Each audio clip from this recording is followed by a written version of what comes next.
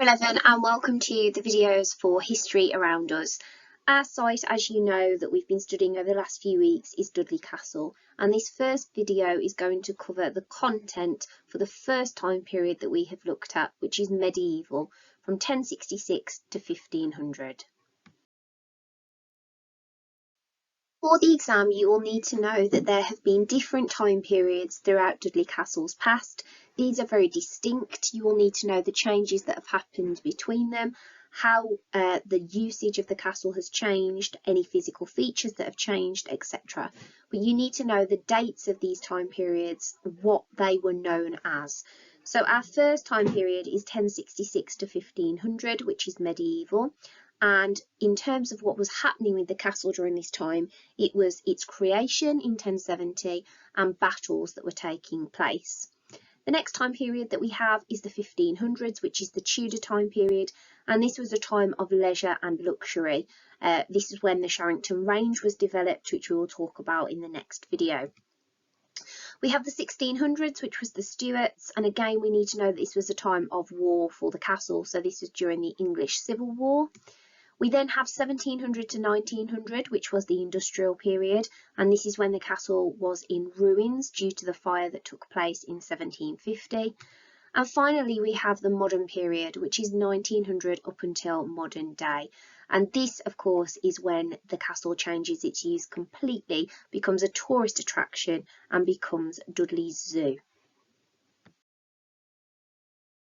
We need to know that the castle was constructed in 1070, and of any of the dates that you remember for History Around Us, please let this be one of them. So 1070, the 11th century, is when we first see the construction of Dudley Castle.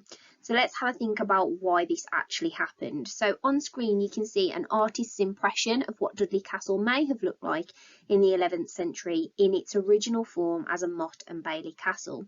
So following William the Conqueror's victory at the Battle of Hastings, William needed to assert his dominance over the Anglo-Saxons, who were rebelling against his rule. He gave each of his French barons or lords land in England with the instruction to build a French-style motte and bailey castle. William built approximately 1,000 motte and bailey castles in England, and you can see the features of the original castle in the interpretation on screen. So you have the wooden keep that you can see here, which is at the top of the hill, the safest part. You then got the motte, which is the hill that the keep sits on. You can also hopefully see the inner and the outer baileys on screen as well, which is where stables, workers and soldiers would have been stationed. And then finally you should be able to see the moat just in this section here, which is the water that would have acted as an additional defensive feature. So William gave the land in Dudley to a French baron called Ansculf, and in the year 1086, 20 years after William the Conqueror invaded, he conducted a survey of the country to find out how much he could tax people, and this was all put together in one huge book, which was known as the Domesday Book, and this is one of the main sources that we have about Dudley Castle, and it really helps us to know about its construction and also to overcome the challenges of studying the site at its earliest point. And please remember that one of the questions that you could get asked is about the challenges and benefits of studying a site. So knowing that the Domesday Book helps us to uncover what we can about Dudley Castle during its original construction enables you then to explain with evidence why we are able to know as much as we do. One of the questions that you could be asked in the exam is related to the topic of why Dudley was chosen as a location to construct a castle in the first place.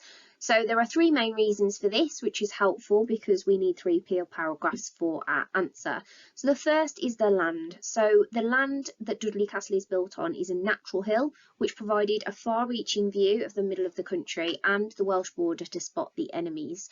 You will know if you've seen the video of me standing at the top of the castle in the windiest conditions ever that this is extremely high up. So the next highest point is the Russian Ural Mountains, which emphasises why Dudley was selected.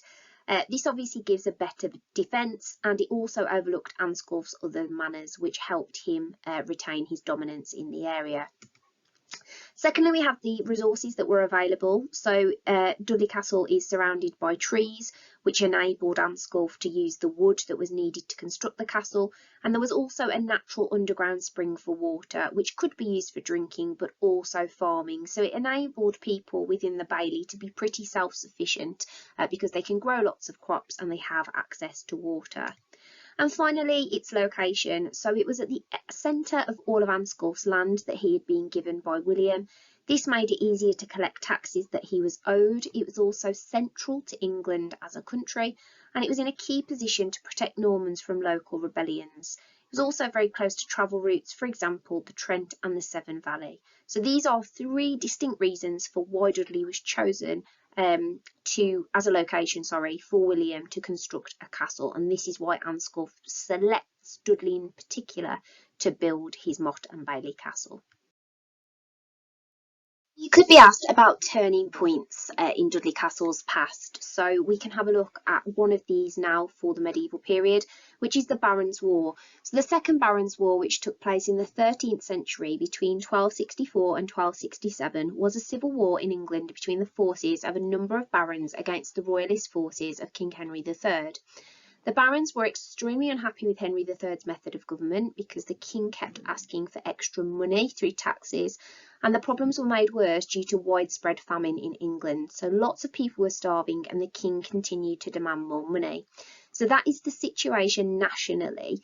In terms of how this affected Dudley, the owner of Dudley Castle, Roger de Summery, supported Henry III during the war, and as a result of this, he was allowed to crenellate the castle. Remember, you've got these additional marks for spelling, punctuation and grammar, which include your use of specific key terms. So crenellate would be a great word to use in the exam, and that means the rebuilding of a castle for a military purpose. So strengthening it, adding additional defences, for example.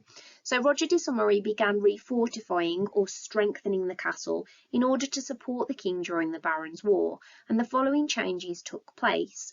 All of the words that you are going to see here in a moment are in purple because they are physical features, and remember that you have to include physical features in every one of your Peel paragraphs for this particular exam. So in the 1200s, there was a castle curtain wall that was built and a stone tower or keep which replaced the old wooden one. This makes the castle much more of a permanent feature, so that would be a great physical feature to discuss during your response in the exam if you were speaking about the medieval period. There is also a new gatehouse which is added as well.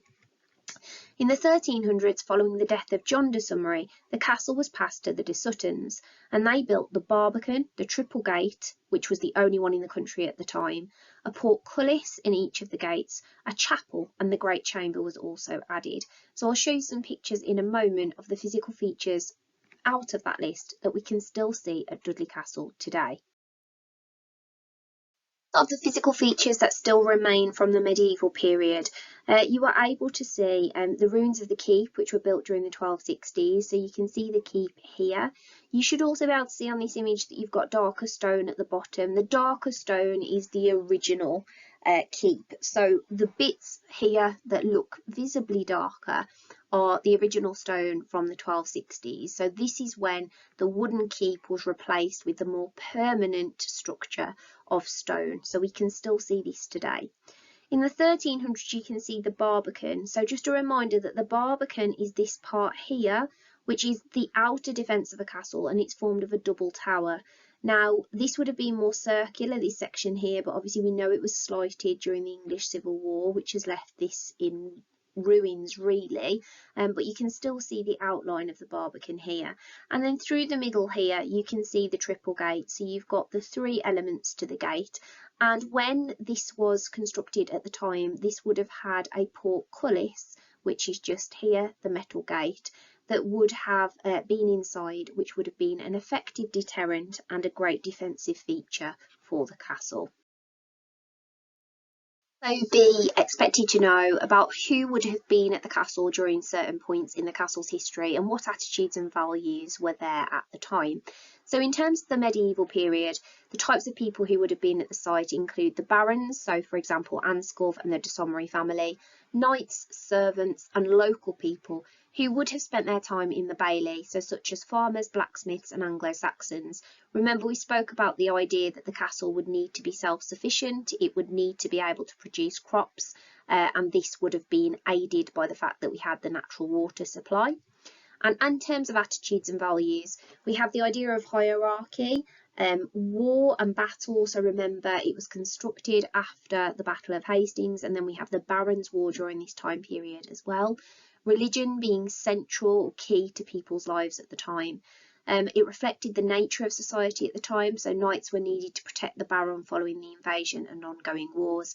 And war is an ongoing theme throughout this time period, as we can see from the Barons' War, and therefore the attitudes reflect this.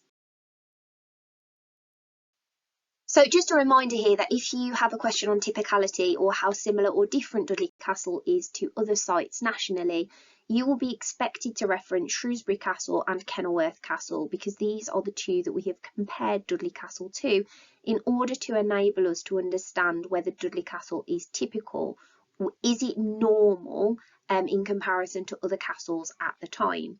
So in terms of overall, Dudley Castle is extremely similar and typical of castles from the medieval period generally.